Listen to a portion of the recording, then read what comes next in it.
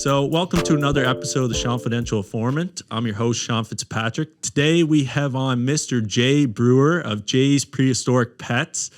This guy, if you check him out on Instagram, you have some of the wildest videos that I have ever seen. And I went on and I said, I have to get this guy on because I was watching specifically. I watched the ones where you're taking the eggs from the pythons and you're laying in the pit with these, I don't know how long, 18-foot pythons, and I was like, man, that guy has nerves of steel. So Jay, I got pretty solid nerves. Yeah, I would say so. So Jay, I appreciate you coming on today, and I want you to take me back. I want to know, how the hell did you get into all things reptile and a reptile park? Well, basically, when I was a really young kid, I had kind of a not the normal childhood, which nobody does, but Fair enough. My mom had passed away when I was 4. I was adopted in the first place, and my parents were older, and I was living with my dad, and we were really poor. And basically, the only thing I had to go have fun doing was catching lizards and snakes, and going in irrigation ditches in the middle of the night, and not going to school too often. Fair enough. Something about being up all night and going to school didn't work really well. I don't think so. I wasn't very good in school. So I was in an awkward situation in life in general. And I just really liked the animals. And so it kept me at least interested in something, which ended up to be my saving grace at the end. But yeah, definitely. So I just never did good in school. And I wasn't gifted in reading and writing and arithmetic, as they'd say. Neither was I. Yeah, I got lucky. I mean, I was always really actually okay with math. I used to kid around and say, just put a $sign in front of it and I can figure out anything. Exactly.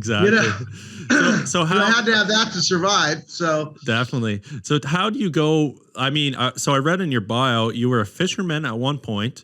I basically, my hobby was snakes and reptiles and frogs and all that, and fishing.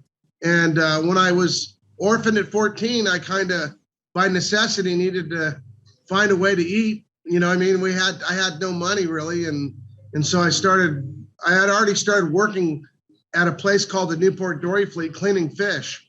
And so I would go down there and clean fish and make a few bucks. And when my dad drank himself to death at 14, I had no place to go. So I ended up moving in with a guy and paying him rent. His name was Uncle Louie. Because his name was Uncle Louie, I avoided going to, basically I didn't end up in any child care system or nothing. Oh, wow. Because they assumed he was my uncle. Gotcha. And I had no relatives whatsoever.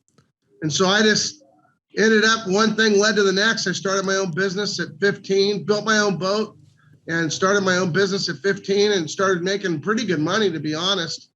And when then I started trying to make it in school real hard. And it was kind of humorous because the counselor had come to me and she'd ask me, oh, what are you doing this weekend? And I'd be like, oh, I made $1,000 this weekend and I'm going to try to make, more next weekend or whatever. And she thought I was lying. Yeah, you're making more than her. Yeah. And she basically one day just kind of cornered me, which I didn't realize at the time because I was just a little kid doing what I was doing, having a great time, living the dream even then in my mind. Mm-hmm. You know what I mean? Yeah. Taking a boat that I built from scratch out 30 miles and making $1,000 on a weekend, you know what I mean? Unreal. 45 years ago is a lot of money. Yeah, big time. What were you fishing for when you went? I fished for whatever. Honestly, I was like, I was so gifted at fishing. I say gifted because I was too good at it. I mean, when I was literally my first day out, I outfished all the other fishermen. It was just like, and literally all I went on was a bunch of old, fairy tales of basically like, oh, there's used to be this space place out there called the Dago Bank. And this was before GPSs, you know what I mean? Yeah. And you go out this far and looking for landmarks, up the water. And I literally went out there blind and found it. Wow. Jeez. I guess you did have a talent. Just a bunch of stories. My God. And I mean, other fishermen, I remember one other fisherman, he would literally make fun of me because I was so young and it wasn't a month later, he was following me to all my fishing spots. He's like 35, 40 years old, laughing at me to calling me the diaper brigade to following me to my places. So it was really a miracle. Good. Yeah. No, it was actually crazy. Jeez. And my teacher, the counselor, ended up cornering me one day and just telling me, well, what are you doing over Christmas vacation? And I told her, my goal is to make 10 grand. And she was like, what? And she goes, what do you think about me visiting you? And I said, sure, sounds good to me. Little did I know what she was really thinking was go ahead, tell me I can't. You know what I mean? Yeah. And she showed up down the beach and I was cleaning fish and she walked up to me and was like, this is your business? And I go, yeah. And we were weighing that day I'd caught these really big fish. I know right where I caught them. It was a crazy fishing spot that was only like 2 miles off the beach. And it was like the closest place I've ever fished in my life and from where we went out of. And I caught these giant fish and it was Christmas Day. And she watched him and he was weighing one. Uncle Lee was weighing one and they said, how much is that? And he said, $67. And she looked at the pile of fish and went, oh my God. And she quit her job. No, she literally told me, oh, just as soon as you get back to school, I want you to come see me, come straight to my office. So I went to the office and I had no idea what she was up to. And she pulled me in the office, shut the door behind me and said, what I'm going to tell you, if you tell anybody, I'm going to tell them you're a little liar. And I thought, what the hell's going on? Yeah. And she just told me, you need to get out of school immediately. I was 16. Yeah. I said, well, I don't want the truant officers chasing me down and I don't want problems. And she said, well, where do you live? I go, I live with a guy named Uncle Lee. And she says, well, will he sign a paper for me? And I go, I think so. He won't care if I get out of school because I'm doing well. You know what I mean? Yeah. And so she basically lied. She had me sign in for night school, had him sign paper to sign me to night school, took that paperwork, signed me out of school and threw it all away. Holy shit. Yeah. What the hell, man? That's insane. So I wanted to hunt her down. I heard she was still alive about 2-3 years ago. Really? And I'm not positive who she is, to be honest, but it would be kind of. It'd be a cool reunion for sure. Oh, they would throw her in jail today. Literally, yeah. If you did that today, you'd be in big trouble. Oh, man. But she literally got me out of school and off I went and I started my own business. And then eventually I circled back to my passion with the reptiles. So you made a pet store, right? If I'm correct. I bought a small pet store when I got married. I just decided that I didn't want my kids to be raised with all the drugs around the fishing business and there was just everybody. It just wasn't the ideal place. Yeah, for sure. And I was anti everything anyway. From my dad drinking himself to death, I hated alcohol. All my friends were dying left and right from, drinking themselves to death or, drugs or overdosing. And so it was like so many people I'd seen die, and I just always never knew, what made it all happen. Sometimes I'd tell my friends, I'm not going to ever drink anything because what if I turn out to be like you? Oh man, it's so big, look at right? Me like, in the fishing industry with all the money coming in and especially at such a young age. So that you see it all the time. And they were strung out from heroin to everything imaginable. One of my closest friends was a heroin addict and he'd just go on binges and I just barely keep the guy alive. That's you know what I mean? Crazy. Yeah. So it's just like life was too complicated for me to want to play in that game with kids around and I didn't really, quite frankly, I don't want to wake up at 2:00 in the morning and leave my wife. She was warm and cozy. Yeah, exactly.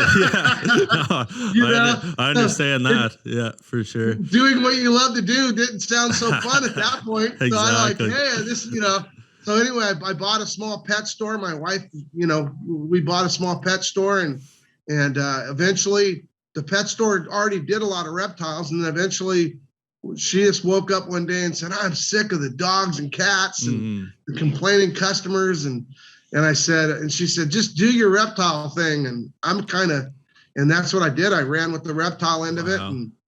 And then you And, became all things reptile after that. That's awesome. No, I literally bartered. One of my buddies had come up with the name Prehistoric Pets. Okay. And it was funny because he was a good friend of mine, and he actually is back in my life right now. I just kind of stumbled back in, but I told him, hey, I want that name, Yeah. And he's like, no, one day I'm going to open a place up and it's going to be that. And then one day I knew I had his favorite animal in the whole world. They were true red-tailed boas, and I was evil. I just was like, hey, look at these. Do you want one? I told him, yeah, exactly, like drugs, you know what I mean? Yeah. Give me the name. Yeah, exactly. There's a joke, a meme online that says, if you want your kids to stay off, if you want your kids never to get on drugs, introduce them to reptiles. Oh, wow. They'll never have any money again. Yeah, fair enough.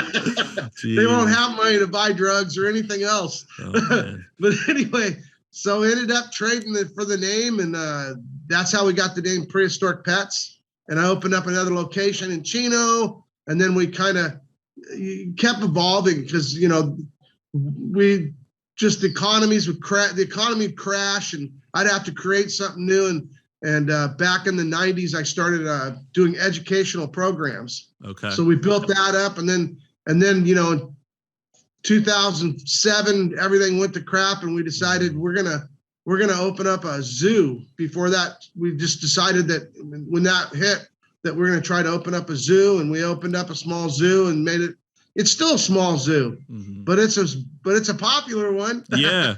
How much did social media help? Like, because you got a big following on social media. Did you see your business kind of explode after you started making these videos on Instagram? Well, we've been making videos for a long time, and it helped always. I mean, at the end of the day, it always was helping. And COVID hit, and I just decided, wow, like we're going to go out of business here really fast because the zoo was closed. I mean, I didn't have very much money saved up. Things were not looking too good, to say the least. Some people were donating money online and helping us here and there, but in real life, people don't understand how much it costs to have 20 employees and a 25 grand a month for rent, and and you got, I mean, you just blink and the money's gone. You know what I mean?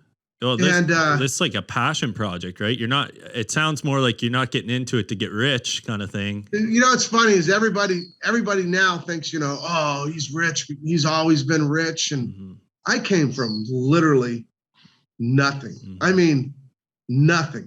I never had, my idea of a break in life was not going to being put in a foster care system. You know what I mean? Yeah. And I don't want to sound unthankful. I'm a thankful guy because I have always felt lucky in my life, despite the fact that I've never had any money, never had anything. And even in the worst of times, I've always just kept swinging, and a miracle would happen and we would bail ourselves out. And that's happened so many times in my career. I mean, because like you say, it's a passion business. It's kids running in and, oh, I want to grow up to be a biologist and just having crazy things in your life that make it worth it. You know what I mean? Yeah. And money was very seldom the thing that made it worth it. And this COVID thing ended up turning it all around, and we made a ton of money on social media. It's crazy, eh? It seemed like it was going to go one way, and then you turned it into something else. It took us all the way to zero. I mean, and beyond. And I was just like, man, I've been here so many times. Yeah. And it just seemed like just about the time when it seemed impossible. Everybody got behind us, and a lot of good followers were sending us money here and there to help take care of the zoo because the zoo was closed. I still had the pet store, and it kept us barely it brought in extra money, which helped. It just went into the hole, Yeah, exactly. But then, like I say, then the ad revenue shares, the YouTube stuff, the Facebook stuff, the Instagram stuff, the Snapchat stuff. All of a sudden, it just started like, whoa, yeah, wow, this is crazy. We're getting, 1 month we had 1.5 billion views. Holy shit.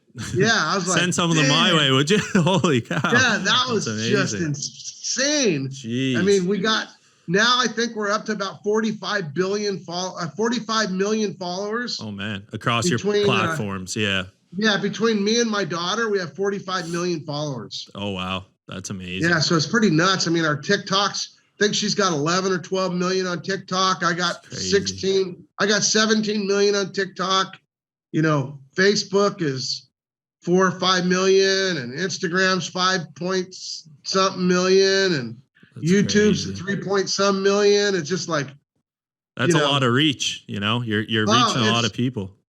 It's really cool because a lot of people came to our location during COVID, you know, after we finally reopened, and it was pretty cool because, you know, it's one thing when you got a lot of followers, but then when your followers show up and they're like, you got us through COVID, and their whole family's sitting there, you know, that's amazing. And they're like, we all watched it. And it felt really made it worth more than the money, more worth than everything, was just seeing how many families watched it together. Wow. It was like, and it was so cool because one family would walk in and it would be the 5-year-old that brought the whole family to watching it. And then 30 minutes later, another family, and it would be grandpa that brought the whole family watching it. And it would just go up and down through the family, you know, on who it would be that watched it, pulled the whole family together. And to me, that was just having no family in the past.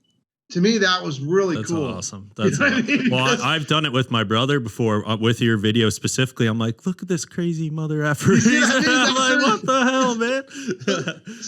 So it's been really cool. Yeah, no, definitely. It's really easy to share content too, right? And that's got to help you guys out a lot. Like people will see your videos, and you know, it has a lot of shock value with these huge snakes and crocodiles. I mean, you got a 20-foot python trying to smoke you, right? I know. And then I'm just standing there and I'm acting like it's just nothing. Another day at the top. What the hell, man? Because that's all it is to me. I know. You know, I mean, I used to take my, you know, you talk about not being fearful. I mean, I used to take my boat that I built.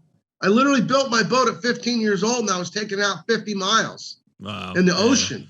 Yeah, I mean, I got caught one time in 100-mile-an-hour wind, you know, and everybody wrote me off for dead. You know what I mean? And so I kind of got a lot of faith. Yeah, I would say so. Maybe more faith than I was supposed to ever have in my life. I say so. I got to ask you, man, like how do you get a lot of these animals? I know now you have enough to, you know, probably breed and stuff, but are people coming with pets and they're like, hey, I can't look after this anymore. This python got to 12 feet long. I can't look after it. Did that ever happen to you? Or? Of course. I mean, obviously the people's life, they get, you know, they go through divorces, they go broke, they get sick. Every kind of imaginable thing in the world, and they got this reptile and they need a home. Mm-hmm. So we do a lot of, you know, rehoming animals here and there, but in real life, it ain't as many people as you would think. Mm-hmm. You know what I mean? Because you don't go out and buy a snake that's going to get 15 foot long by accident. Yeah, exactly. You know what I mean? Everybody gets educated when they buy stuff, and Google's pretty good, and everybody learns how to take care of animals. But at the end of the day, you know, we have animals that are really rare that we bought, that we spent a lot of money. That with the social media gave me, you know, extra money that I was able to pick up things that I wanted really bad. Like we wanted albino alligators. Well, now we got 2 albino alligators. Wow. You know what I mean? Mm-hmm. And we wanted rare monitor lizards. You can't just, some of these things are, you know, 20, 30 grand. You know what I mean? And so now I'm able to kind of step it up for people that are coming. They get to see more rare and more exotic, and, you know, animals. And an animal's an animal, but it isn't. You know what I mean? Because every person's attached, comes in. One person comes in and they don't like snakes. Mm-hmm. Another person loves frogs. Another person loves snakes. Another person loves big lizards. Another one likes little lizards. But at the end of the day, the part that's really cool is at the end of the day, they all start to like animals, and which makes us all more aware of animals, which makes us want to protect them. Because we don't, you know, how many people you think, I can't tell you how many people that I had tell me, you know, well, I used to chop their heads off with shovels, Jesus. You know, the snakes. Yeah. And they'd be like, but now, you know, we try to throw them in a bucket, like you say, or we stay, you know, I always tell them to be careful. But, you know, at the end of the day, everybody's killing all these poor animals for no apparent reason, just because they were born with no legs. Yeah. You know what I mean? Well, and so it's nice for me to have, you would think with a snake striking at me, people would be scared, but what ends up happening, they figure out that guy's not even scared of a 20-footer. Maybe I shouldn't be worried about that 2-foot snake in my backyard and go whacking it. Exactly. And they start to realize that they're real animals. They have their place in the habitat and they need to be left alone. Where do you think that fear comes from, Jay? Like, what? I mean, I gotta say, it's just, I'm the same way. Like, when I was a kid, I could pick up snakes and stuff, and now I'm like, holy shit! I see your videos, I'm like, I couldn't touch that thing, man. Like, where does that come from? I always tell people you shouldn't. I mean, at the end of the day, leave it alone. Just most people that get bit by venomous snakes are getting bit messing with it. You know, they got their shovel out. They're going to be the hero. They cut its head off. They go pick it up, and the head whack. You know, and now they're in the hospital, and their worst fear is noticed. You know, I mean, fear is not a good thing to have in life in general. You know, it's okay to have a healthy respect, and respect doesn't play with fear. It's like, okay, you're venomous, you're not venomous, whatever. I don't like you. We're good. You know what I mean? But when you start running away from venomous snakes, you can trip and step on one. I always tell people, if you see a rattlesnake, I always ask them, what do you think's the most important thing to do? And they always think run. And I always tell them, that's exactly what you should do. Don't do it. So what should you do? Well, you walk away. The snake doesn't want nothing to do with you. Just let it,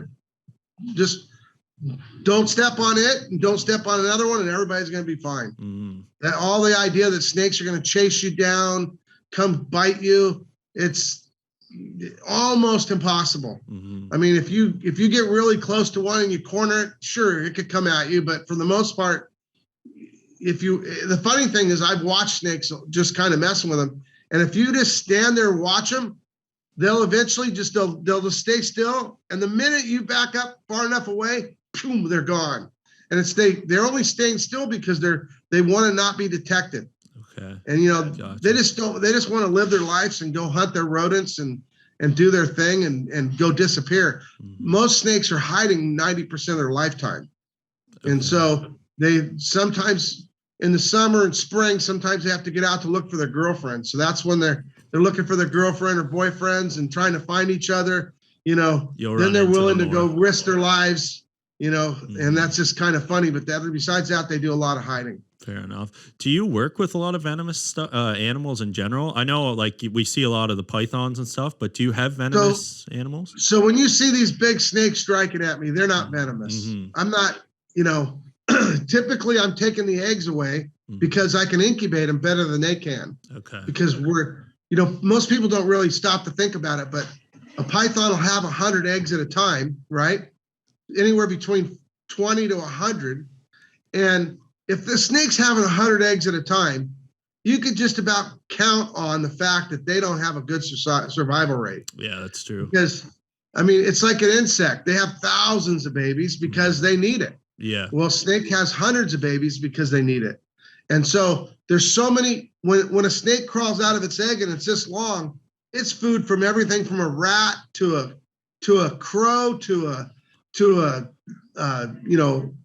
owl, even a big frog. People don't really think everything's out to eat those things. They're just like walking, crawling sushi bars.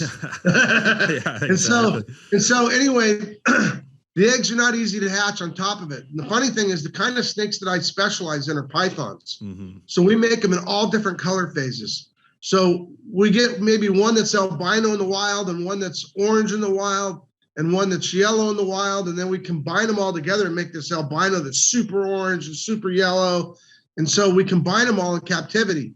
So first of all, the snakes that we're making aren't even from the wild. So sometimes people are like, oh my gosh, this should be free in the wild. Well, that'd be like, why do we live in houses? Yeah. People don't ever stop and think why we live in houses. Like putting a chihuahua out in the forest and saying, see ya. Exactly. It's just like, see ya, you're dead. Yeah, taking these little snakes are just like, executing them. Yeah. If you were to let them go in the wild. It's like taking your cat and your dog out and letting them go. Taking you to Africa and dump you off with the lions and tigers. Yeah. You're going to, the minute it gets dark and you hear the first lion start to roar, you're going to be crapping your pants because I've been there. If you want to talk about stuff that's scary, you go live in the wild. Holy shit. We call it the wild for a reason. Yeah. And a lot of people don't realize that captivity is not such a bad place. So you're breeding these snakes. Do you sell like the rare ones? We do. That's kind of how I started. Okay. I really find a lot of excitement in being part of the reproduction thing. Mm-hmm. And so those snakes that, like I said, they're pythons. And the funny part is most snakes lay their eggs and crawl away, or have birth and crawl away. Pythons are like crocodilian. They're maternal. They actually protect their eggs through the whole process of incubation. And so when I go to take them away, I'm their arch enemy. I saw. Right. I've been watching. Yeah. I'm their arch enemy. Yeah. And so I could go grab them by the neck and, wrangle them off easier, but I choose to allow the animal to spend their energy so I can do it without the stress. Okay. And and the truth of the matter is normally they sit in those eggs for 3 months. Wow. Anywhere between 3 months to 4 months, depending on the species. And when I take the eggs away the next day, they forgot the eggs were there. Oh, wow. Sometimes anywhere between 1 to 7 days, sometimes an hour. Okay. And they're back to like, okay, I'm ready to eat. I'm ready to live normal. I'm not stressed out. I don't need to try to eat you or kill everybody that walks by. So to me, I'm giving the animal a break to go back to relaxing. Yeah, really. And then I take the eggs, put them in an incubator, and the incubator, of course, it doesn't have to stress over it, and it just it gives them the perfect temperature. We get to see these world's first animals that never been seen before, and it's kind of wild. I mean, to be part of something that's never happened in history over and over and over and over in your life, it's kind of like living the dream for me. Wow. I mean, I enjoy going places that I've never been. I enjoy seeing things I've never seen. I enjoy sharing those moments with people, whether I'm in, Indonesia and there's a giant Komodo dragon walking by me, and I think we all enjoy the unknown, you know what I mean? And we're all a little bit scared of the unknown. And that's why a lot of people want to kill snakes, because they don't, oh my gosh, I don't know anything about it. It's a good point. And so the more I don't know everything. I'm not by far a teacher, but I get to teach a lot of stuff that I learned. So if I share as much as I've learned, it's a lot of people get to learn a lot of stuff, and that's kind of fun to me. Definitely. And I've learned so much, and I know things that scientists didn't know on genetics and different things, because even though I was crappy in school, I got into it and I was passionate about it. So I learned firsthand, and I was like, hold on, they say this, it's not true, because I got proof now, you know what I mean? Yep. And so you're constantly proving out things that you didn't even know. When I first started, nobody even knew what temperature to incubate the eggs at. Oh, wow. I mean, it is crazy. I mean, it's just, now everybody thinks they're all geniuses and they all know how to do it, but it's really just from a whole bunch of people like me and my friends that just trial by error. Took a trail from, you know what I mean? Yep. I mean, think of all the internet's an incredible place. You can learn how to do anything. For sure. What makes you can learn how to write code. Rare, Jay? Like, when you're hatching these snakes and you're saying world first and stuff, what are you looking for? Is it the coloration of the snake? It's mostly the genetics. So the genetics they're different color. They're different. They have a different pattern, a different color, or a different combination of pattern and color.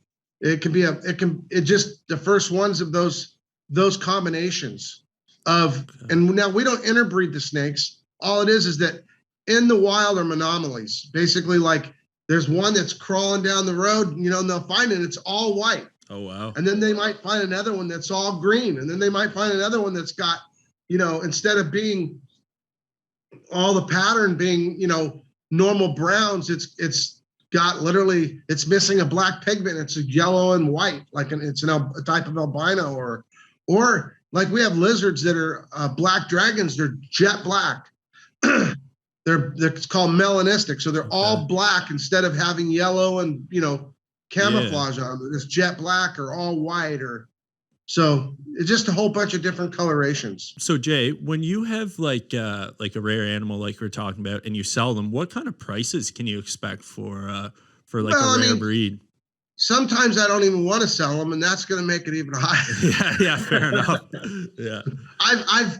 when COVID started, I had to sell a few of my animals that I just absolutely did not want to sell. Wow. But it was either the, people, I always use the term living the dream, but you know what? It costs money to live the dream. Mm-hmm. And I had to make choices, hard choices, like, okay, do I sell my rarest animal in the zoo in order for the zoo to be here when COVID ends? Mm-hmm. And so I sold the world's largest reticulated python to Abu Dhabi. Oh man. And it sucked, but it was, what am I going to do? You know what I mean? Hundreds of thousands of dollars. Wow. And, when you got $100,000 worth of bills minimum a month, mm-hmm. and nobody's there to help you. You just got to come up with a plan. Yeah. And so I had to let a couple really, really precious parts of my zoo go mm-hmm. during COVID. And it was a tough situation. I mean, because these animals, I've got decades in them. You know what I mean? Mm-hmm. I literally raised that snake from a baby for the last 13 years. They're your babies, literally. Yeah. Yeah. I mean, so it's like, it's kind of weird, so I mean, mm-hmm. a lot of times I try to not get too attached to certain animals, mm-hmm. Because if I get attached to everything, I could never take care of them all myself. So I want people to, other people to end up with them. And so, but there's animals that we have in the zoo that are just like, I chose it from a baby. I chose its mom from a baby. I chose its mom's mom from a baby. The whole bloodline. I have snakes that we hatch snakes. When I talk about hatching a world's first, sometimes I have 20 years invested in it. Wow. It isn't just wake up one day. People don't have 20 years invested in their marriage. Oh, really though? Or their family. They're pissed off at their dad and haven't seen him for 10 years. Yeah. You know what I mean? That's crazy. So the commitment's really a big deal. And I try to stay committed to the animals, obviously, and everywhere I can. And nothing's ever perfect in life, and things get sick. You got to take them to the vet. And we had a lizard that I just got a phone call this morning. We were just about ready to call the vet and pull the plug on it. Mm-hmm. And my daughter said, wow, it looks twice as good today. Oh, wow. And yeah, it's one that we've had from a baby, and we had its mom from a baby, and it's really famous animal from, and we were like, can't believe this just happened. You know what I mean? No reason. It just one day was just acting all weird. And, and now it's looking like it's going to pull out of it, but that's just part of life sometimes, you know what I mean? Definitely. When you have your monthly expenses like that, I guess like it's probably kind of hard to break it down, but like how much are you actually putting into the animals to kind of keep their enclosures, their food? How much does that cost? Because I have no idea. I've never. So our zoo's a very small zoo. Mm-hmm. And we know how to cut a lot of corners, but it's still 150 grand a month. Wow. To basically take care of all the animals in there. That's insane. You know what I mean? Because you got to, I'm in California, rent's not cheap. No, it's not. You know I mean? Neither are taxes. Yeah, we're really lucky. During COVID, the landlord helped us out and ditched a certain amount of rent. And we got really, really lucky. Wow. And then the finances turned around, and, it took us, like 2 years. And we're 2 years into COVID now. Yeah, it's crazy. The first year was just brutal. The second year we got really lucky. Mm-hmm. So now things are pretty easy. Now our big task is to find good help to redo some enclosures and build the zoo out better, make it a nicer place. Wow. Because I don't really care about money. I just want it to all flow and have more people learn. Money to me has never been a valuable thing, because I guess being so poor and then being young and making a lot of money and having it come and go in my life, I just realized that the money is way overrated. Yeah, it comes and goes. It comes and goes, for sure. It comes and it goes. And it goes more than it comes. It's got wings. Yeah, exactly. Yeah. And it's really funny because really I've been able to, some of the poorest times in my life, I've been able to go some of the most amazing places and meet the most incredible people on earth. And so it's like, to me, it's all about people and friendships and relationships. And how can you beat that? The money just, If you'll end up with a bunch of friends, maybe if you have money, if you want to call them friends, and half of them will be gone. Yeah. I was so broke so many times in my life that when I had the money, it was funny because my friends would just laugh. You know what I mean? One of my friends called me up when he heard that I did really good during the end of COVID, and he goes, "How much money you got now?" And I told him, and he goes, "Wow." And he kind of leans into me. He goes, "You're probably up to like $8 an hour now." And I just love it. We've been friends for 40 years, you know what I mean? Yeah. And he's been there and helped me bail my business out when we had no money, and and worked next to me and helped me do things. And it's awesome. Just like friendships like that, you just no money could ever buy. Oh yeah, you got a good way of looking at it. Yeah. How many employees did you say you have at the moment? About 25. 25. Wow. So I have to ask, do you ever fear for their safety when they're working with the animals? And how do you train your employees? Like what kind of training do they go through? Well, first of all, the venomous stuff is to a very short list. Yeah. Now, obviously, if we have a volunteer coming in, it's not like, "Hey, here's the boom viper's keys. Yeah. Don't touch them. They're right over here. Have fun." Yeah, exactly. Yeah. So, the venomous stuff's all locked down. Once in a while, employees get bit by things. I mean, I've had a few people need stitches and get odd things happen. It seems like it's coming less and less common because we learn more and more and more about the animals. I mean, back when I was young, nobody knew reticulated python males could cut you open. And so sometimes people get bit and they'd end up with these stitches, you know what I mean? And we just learned over time that, hey, when they act a certain way, you got to be careful. Yeah. And so we've learned what those signs are. And honestly, the big lizards are more dangerous. Most people are scared of the snakes, but the big lizards, everybody thinks of a big lizard. They got 4 legs and a tail, so they're just like their dog. Well, lizards have big cutting teeth. And are they more aggressive than not necessarily, but it doesn't matter. If a snake bites you, typically it doesn't hurt you. Okay. See, because their teeth are they're long, skinny teeth. Yeah. They grab you, and you end up with a couple little holes in you, but they're just little tiny holes. You can't even, nothing to stitch up, nothing. I mean, it's just like traumatize you mentally, but really not going to hurt you. Okay, interesting. And so, a lot of the stuff I deal with, it looks all crazy, but I mean, don't get me wrong, getting bit in the face would be you can lose an eye or something. And that's why I'm pretty protective of my face. Yeah, I see that. You're always. Yeah, you know what I mean? So, but at the end of the day, I wouldn't let them pull those eggs that way. And I'm, it's what I do. It's part of what it's just like, I wouldn't let my kids take my boat out 50 miles, but it's what I, good point. Yeah. You get what I mean? So there's just, to me, the average person on a motorcycle is taking 10 times the risk I take. I mean, now when I'm messing with a venomous snake, now we're talking, okay, I'm getting on a motorcycle. Yeah. And probably realistically, I would venture to say I'm still safer, only because I choose to stay away from the really deadly snakes. Really? Okay. The most of the snakes that I'm working with, if I get bit, I got 30 minutes to get to a hospital, and I'm going to be fine. Now, that being said, anything can go wrong. You get hit by a motorcycle, you probably, you got a 50% chance you're already gone. Yeah.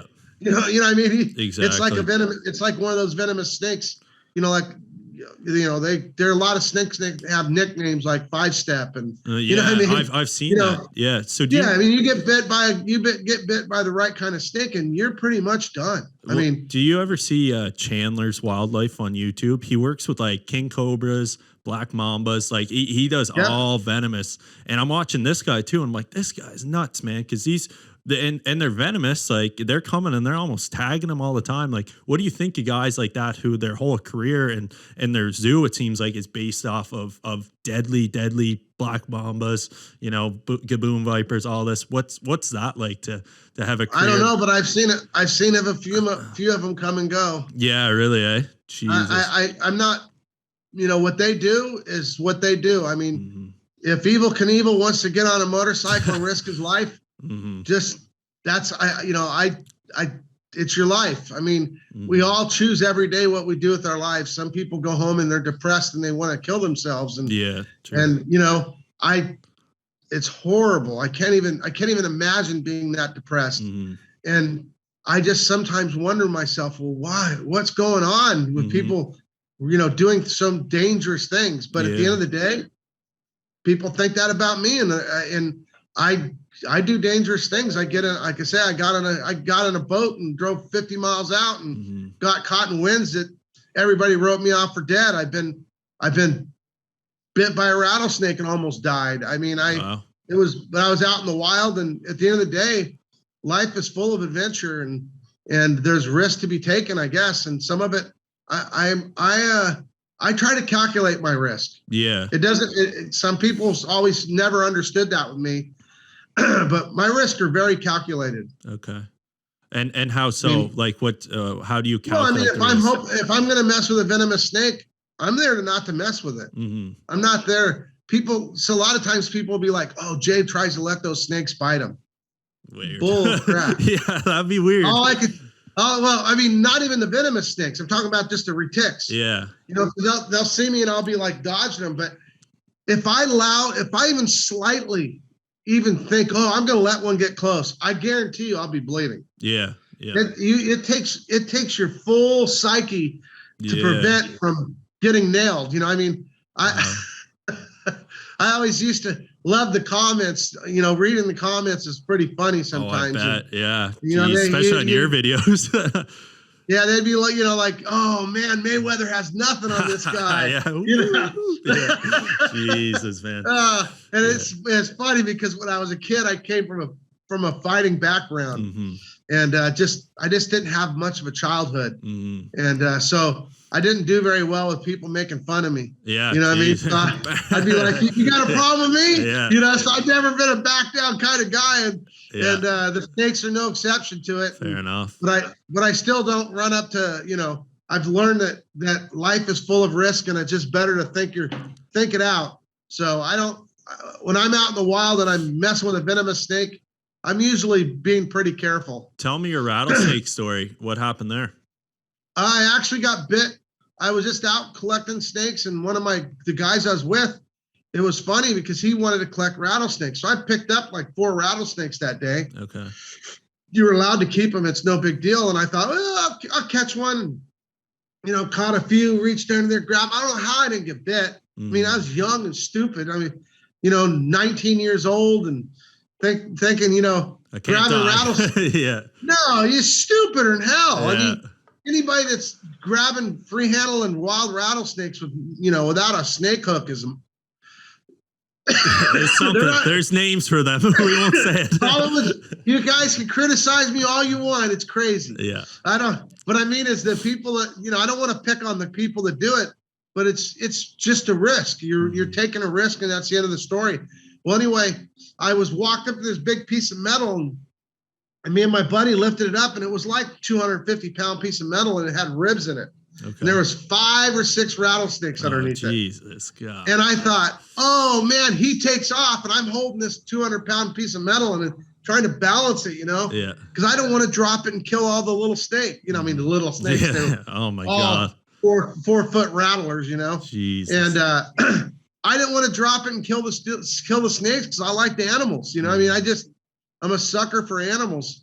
And one of them decided, you pissed me off, and he came at me, and all of them went every direction. When they got out of the direction, one of them was at my foot rattling. Oh no! And I flipped the metal over. Excuse me. COVID can't take you down, man. Good luck. Let's do it. Yeah, exactly. But anyway, I pushed the metal over, and that one rattlesnake, I blocked it with my foot. It struck at me, and then I went to pin it down with my foot, and I missed it by a little bit, and it just swung around and stuck one fang up through my tennis shoe. Damn. So I had the van, like you've seen the van slip-ons. Well, the funny part is 40 years ago, they were the same. Oh, really? And except they were $6. Oh, yeah. Now $6 they're 100. I used to buy them for $6 a piece.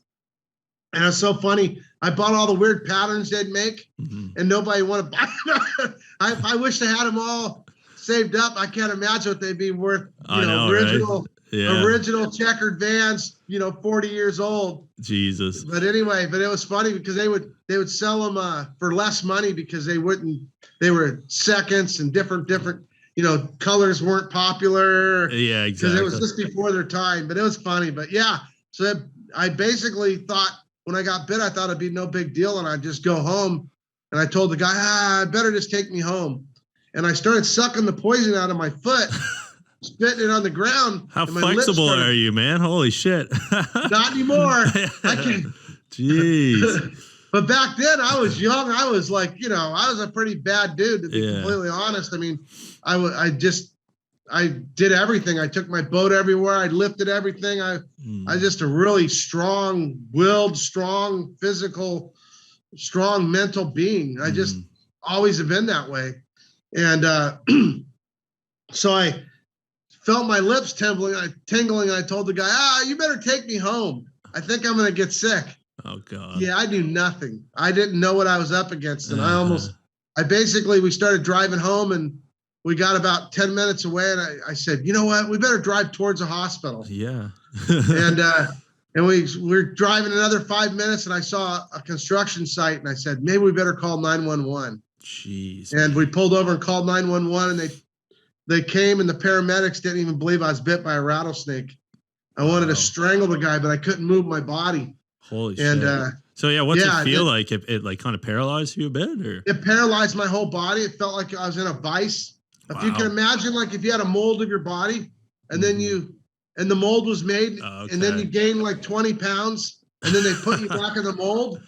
And they put you back in the mold, and then they parked a semi truck trying to squeeze you back in it. Jesus. Yeah, that's what it felt like. Holy cow. So it was not good. In the end, you made it out alive, though. So what happened to the hospital? They gave you anti-venom, or? They gave me anti-venom, and that was a whole ordeal. Yeah. When I got all done with it, if that was the scary part. I didn't do so good with this fear. So we get all done with everything, and I'd been in there for 7 days.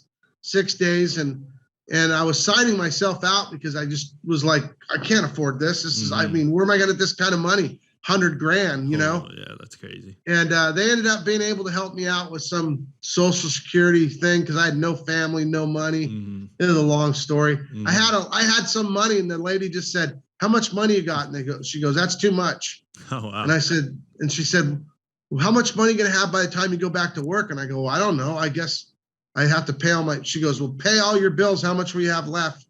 And she goes, "Well, what if you paid a few more?" And I'm like, and she basically got me the number. Wow. And I go, "Yeah, I can pay all my bills." So I paid all my car payments, paid all my rent a few months ahead. Jeez. She goes, "Okay, we can help you." Wow. And that's awesome. And so basically it was really an ordeal. I mean, the anti-venom was horrid. They hand me the piece of paper as I'm rolling out the door, right? Because my leg looked like that semi truck had parked on it because it was purple. Yeah. It was just black and purple. They said I was going to lose my foot or my leg. And a bunch of friends of mine came from church and prayed for me. I didn't lose any of my foot. I didn't lose any of my leg. Jesus. The doctor was just shocked because it was just hideous. And they give me the piece of paper and they go, "Oh, you remember those the bottles came with that piece of paper. You might want to read it." I start reading it and I'm like, "What?" It's like, you got this thing called serum sickness. They used to make it out of horse serum. And they literally, you had a 1 in XYZ chance of being a quadriplegic, a paraplegic. Holy cow.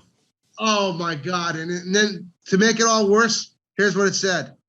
The number one symptom is itching. I have to wait for 14 days. And if I itch, it means I might have serum sickness. Oh no! Then I'm like, then you're gonna itch big time, man. Just imagine what your leg looks like after it's swelled up 4 times its size, and it's black and purple, and the skin's falling off of it. Jeez. I mean, all it is itching the whole 2 weeks. Yeah, exactly, right. And you're like, I'm losing my leg. I'm a quadriplegic. Oh my gosh, that was so mental. Oh no, I wasn't worried. What do you mean losing your leg? You could be a quadriplegic, you could just never move again. Yeah.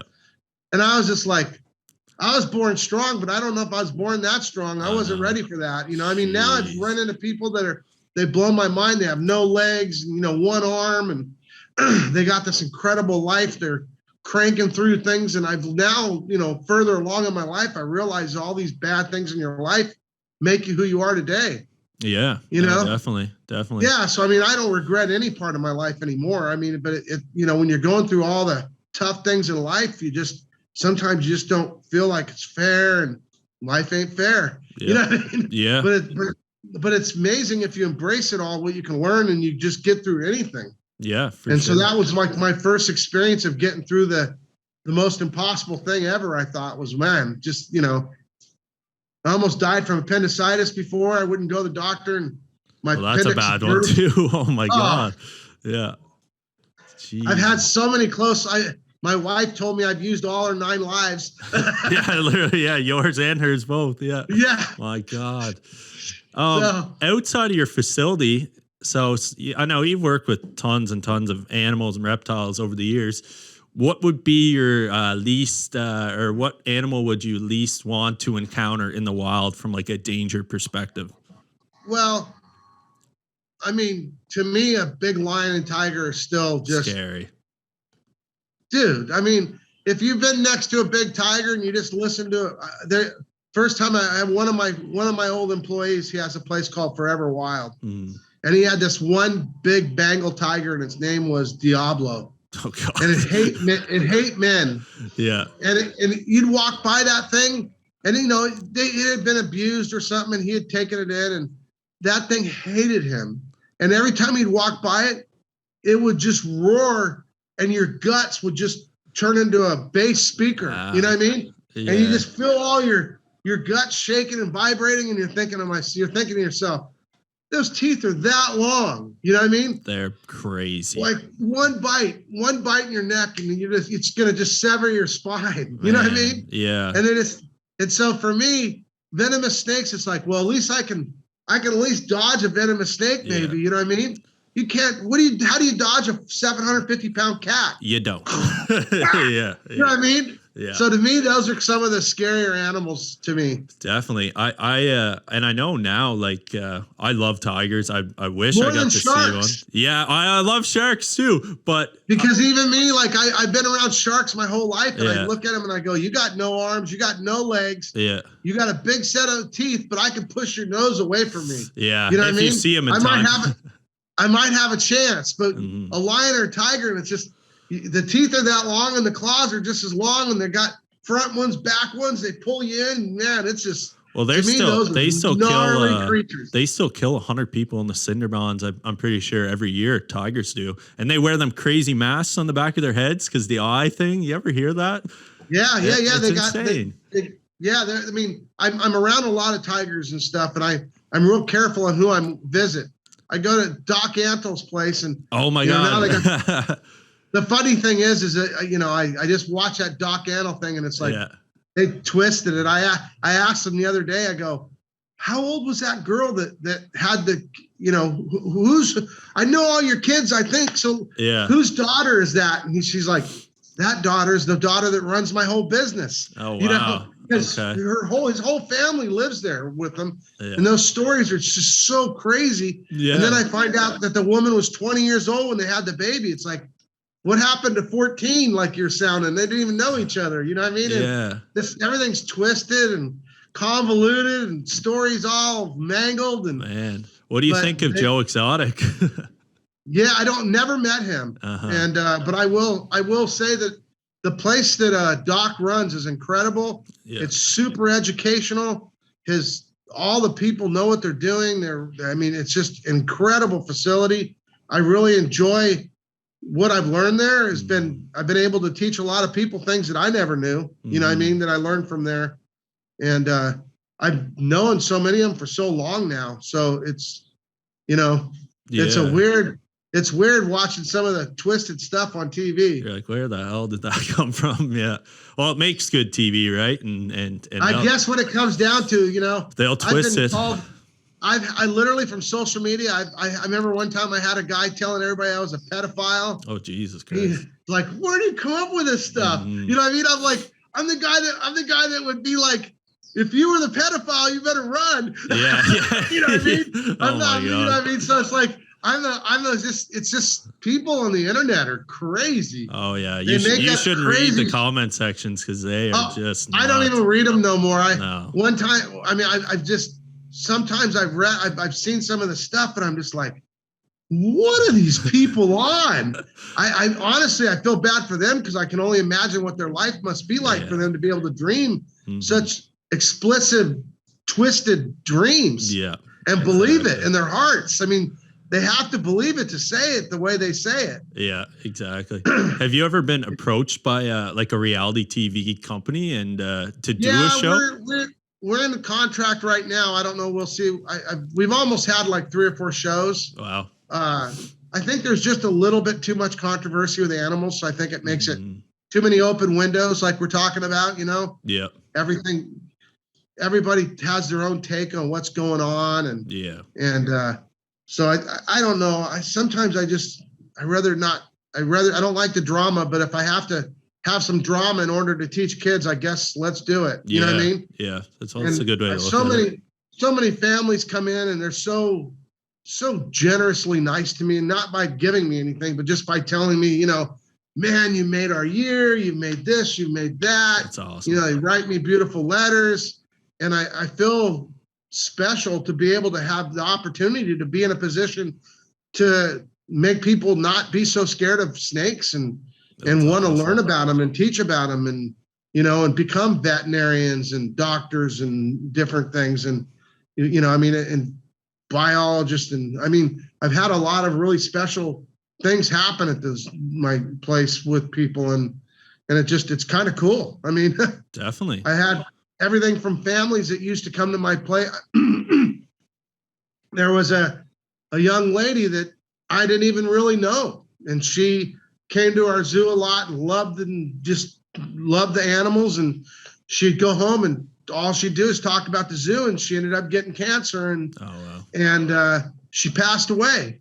Damn. And her mom hated reptiles and hated animals, and one day they all came to the shop, you know, mom, dad, and the other sister, and none of them were reptile people, but they would come every year to our zoo just to say, we want to do something that she loved. Yeah, in her memory. Family, and because of our zoo, they became super close. The family became super close after losing their sister because of animals. And I just think, how do you get a better story than that? That's amazing. That's got to make it all worthwhile, right? With all the headaches and heartaches, right? Like it literally seems like they come in times when you don't think you can even make it the next week. Wow. You know what I mean? Yeah, like, exactly. You're like, you know, this kind of gives me something. Everybody on the internet's picking on me. Everybody on the internet's trashing us, and we have no money, and we can't pay the bills, you know, and the real end, you know, like, and then all of a sudden they walk in and you're just like, oh shit, I can do this all day. Let's do this. You know what I mean? Like, nothing's going to stop me now. That is freaking amazing. And you get that over and over and over and over in your life. You just start to realize this is really a cool thing to do for a living. It's got a bigger purpose, right? It does. You know what? A lot of people don't believe in purpose, but the people who find their purpose, they believe in it. Yeah. Well, I'm really happy for you, man. I was told I'd never make it. My whole life I was told I'd never make it. I literally, like, I was telling you about the friend of mine. That joked around about, you know, you're making $8. Now you're up to $8 an hour. Well, I remember one time he came with my other friend, sat me down in a room and said, dude, you got to pull the plug. Wow. Like, you got to quit. Your family, you don't have hardly enough money to pay. You know, you're not making it. You're not, like, you're just barely surviving by a miracle. And I told him, and it was so funny because I was so sure that I was supposed to be doing what I was supposed to be doing. I looked at them both, and they're like, you know, dude, I get you a job tomorrow. You can work for us, you know? Yeah. And I'm just like, you don't get it. This is what I'm supposed to be doing. Yeah. And at the meeting, I told him, I go, you want to hear the good? I'm going to tell you I'm going to tell you something. I said, you're my friends. I go, what hit me is going to hit you any minute. Yeah. And they looked at me like, what? You know, like, we're making $1 million a year. You know what I mean? Like 150 grand a year. You know what I mean? They were making like a lot of money. And it wasn't 7 or 8 months later, and they were losing their real estate. They were losing all their money. And I look back and I'm so glad that I had the mental capacity to fight for what I really believed in. Definitely. And I mean, I never took no offense to them, because they only wanted the best for me. Yeah. But nobody knows what your future is. And if you deep down inside know you're supposed to keep going, man, all I can say is don't give up. The rewards are worth every minute of it. Definitely. And I don't care. I have some money right now and it's in a bank account. If I need to give it away tomorrow, that's the way it rolls. But at the end of the day, the journey is just worth so much more than money could buy. Wow. Most people get interventions for, drugs, alcohol. You got an intervention for having a wildlife park. Man. No, I'm serious. I mean, and the funny thing is like, we're all in the same place financially right now. And it's just, it feels kind of cool to think, wow, I mean, I stuck with what I want to do and I'm in the same financial situation and they are. Yeah. And I feel blessed. I just feel like I just did what I was supposed to be doing and I didn't give up. Well, when I get to California someday, I'm coming straight to the zoo, man. I'm going to text you. I don't know if I'm going to be holding any 20-foot pythons or anything, but maybe you can convince me. Well, the good news is, for every one that we have that's grumpy, we got 25 that can sit with little kids. Oh, awesome. Well, give me that once. Whenever anybody's scared, I always just tell them, here, why don't you just stay right over there? Just the best thing to do is just take in everything, take a peek. Yeah. And if you change your attitude, let me know. And then I'll go pull out a big snake and throw it around little kids. Jesus. Kids, there'll be 20 little kids petting it and checking it all out. And I look at them and I go, you ready yet? And they look at me like, you sucker. You got me. You got me. I know what you're doing. Yeah, and I'm like, dude, I wouldn't take, nobody's ever been bit. Yeah. I mean, my employees get bit, I get bit, but we know, we're playing with animals that we know that are questionable I say play loosely, but we're working with them and everything's got a purpose, I mean, I got venomous snakes only for one reason, to teach people about venomous snakes. Yeah. I have no interest in venomous snakes. I think they're beautiful, but there's enough beautiful snakes that aren't venomous. Yeah, exactly. Most people don't realize, they think everything's venomous, and the truth of the matter is most snakes are not venomous. You know what I mean? Yeah, no, for sure. So part of the myths that we like to teach. Yeah, definitely. Well, Jay, man, I think that's all I have for you today. This has been awesome. I mean, you came on, you had COVID, you had a rough morning, and I really appreciate you coming on, man. Like, you're an inspiration. Your whole story's been an inspiration. So I honestly, sometimes I get messages from people and they inspire me like no other. Like when that family told me about their daughter, I felt like I could do this all day now. I mean, awesome. literally before they came in, I literally was sitting in the back room moping about, how am I going to pay my bills? How am I going to do this? How am I going to do that? What I mean? Like, why are these people so nasty online? A lot of poor me moments. having all that. No, I mean, like, I'm not even slightly exaggerating. Yeah. I remember telling my employee, they came to me and said, hey, there's this couple there. I think they're the type of people you want to talk to. And I thought, and I go, you're going to have to give me a few minutes. I'm having a bad day. Yeah. And then they came in, and I mean, it was just like, I never looked back for another year. That's awesome. You know what I mean? I didn't even think twice. And so sometimes there's a lot of people that if you pay attention to, they really have the answer for your situation and your moment of sitting there moping and groping, because none of us have it easy and none of us really have it hard. Definitely. We just have to have the belief we can move forward, and we have to step forward to get through it. And it just pieces are usually just sitting right next to you. Well, I know some of the stuff you said today is really going to resonate with our listeners, and we really appreciate you coming on. You shared a lot of knowledge, not only about reptiles, but about your life and about hardships. And I'm going to take from this podcast. This was great. Thanks for listening to that episode. Find us on social media at the SFI Podcast.